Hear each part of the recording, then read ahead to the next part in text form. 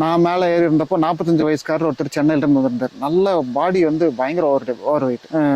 மேலே 7வது மலையில் நான் இறங்க ஓட ஆரம்பித்தேன். அவர் ஒரு 300 மீட்டரில் நின்றுட்டுருக்காரு.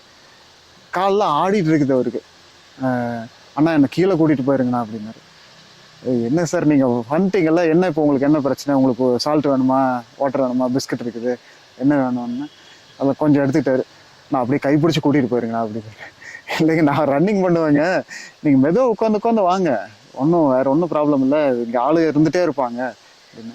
அப்புறம் எப்படி வந்தீங்க அப்படின்னா, இல்லைங்க இது ஒரு 45 வயசு ஆயிடுச்சு, இன்னும் கல்யாணமே ஆகலை, மேலே வந்து சாமிகிட்ட வேணும்னா கல்யாணம் நடக்கும்னு சொன்னாங்க, அதுக்காக வந்திருக்கிறேன்.